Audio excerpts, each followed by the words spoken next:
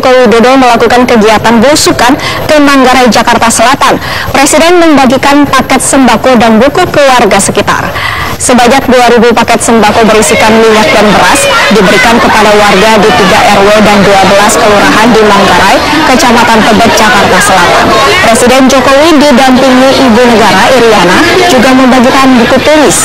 Kegiatan belusukan sendiri merupakan kegiatan rutin Presiden saat menjadi Gubernur DKI Jakarta. Di lokasi belusukan di Manggarai, Presiden sempat berdialog dengan warga setempat.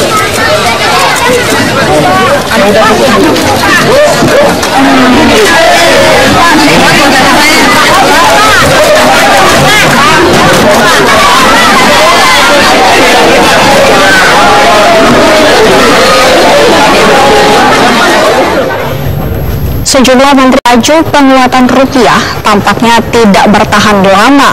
Hari ini kurs rupiah kembali mencetak level terendah sepanjang tahun 2015 dan sudah mendekati posisi 14.500 per dolar Amerika Serikat. Kurs tengah Bank Indonesia hari ini mematok dolar di angka 14.332 rupiah. Posisi ini merupakan yang terendah selama tahun 2015 atau mendekati level terburuk sejak krisis keuangan tahun 1998 lalu. Di pasar spot antar bank, kurs rupiah bahkan sudah menyentuh level 14.465 per dolar Amerika Serikat. Kekhawatiran pasar terhadap kenaikan suku bunga Amerika Serikat kembali mendorong penguatan dolar sehingga membuat mata uang negara-negara berkembang seperti rupiah kembali tertekan.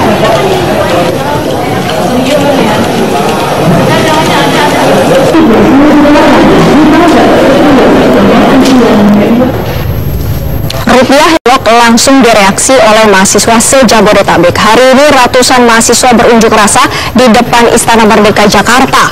Ratusan mahasiswa yang tergabung dalam Badan Eksekutif Mahasiswa se-Jabodetabek menuntut pemerintah segera menstabilkan perekonomian Indonesia.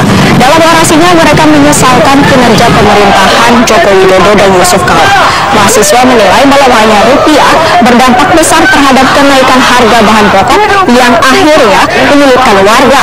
Selain itu, ekonomi yang terpuruk tak sedikit perusahaan yang melakukan PHK terhadap buruhnya.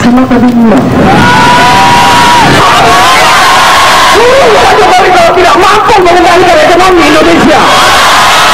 Hidup mahasiswa. Kita ke PDI Perjuangan masih menjabat sebagai anggota DPR. Pengunduran diri mereka masih terhambat di mekanisme internal partai.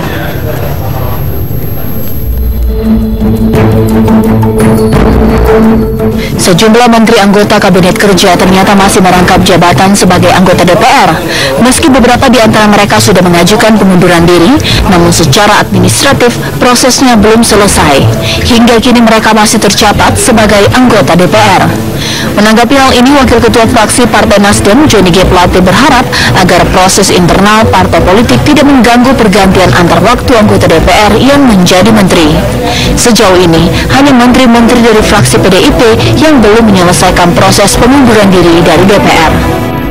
Nasdem itu PAW-nya sudah selesai, di Hanura juga sudah selesai, di PKB juga sudah selesai. Kita berharap ya agar proses politik di internal PDIP yang terkait dengan PAW dapat diselesaikan segera sehingga pergantian antar waktu dan ya status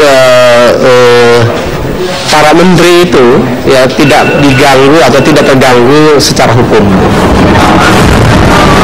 Sementara itu, menurut Ketua Fraksi PDIP Olidondo Kambe, partainya memang belum berencana membahas proses pergantian antar waktu. DPP kita juga ada perpindahan dari Lenteng Agung ke Diponegoro, sehingga kita memang ada hal memang kita belum merasa terlalu urgent untuk melakukan pembahasan tentang PAW ini.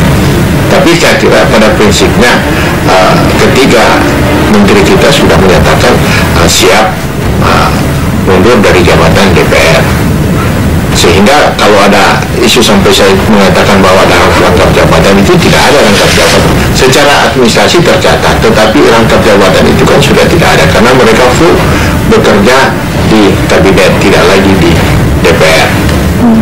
Kalau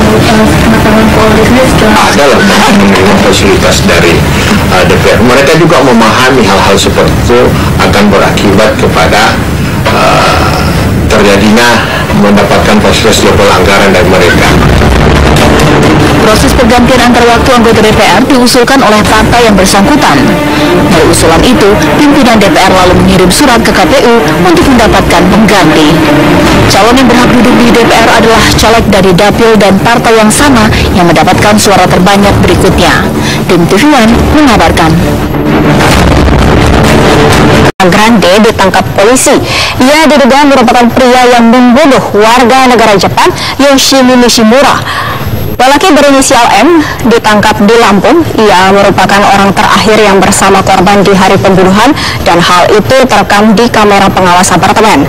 Polisi juga menemukan sejumlah benda milik korban di rumah tersangka.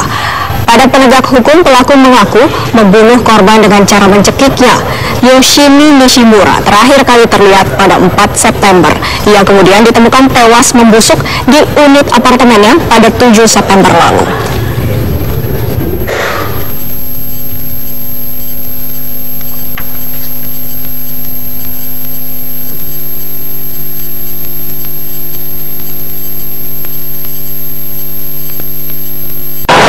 Sementara motif cuma ingin mencuri uang, ya, tetapi kita akan dalami karena saat ini baru upaya penangkapan. Kita akan lakukan penyidikan secara mendalam tentang hal ini. Presiden Joko Widodo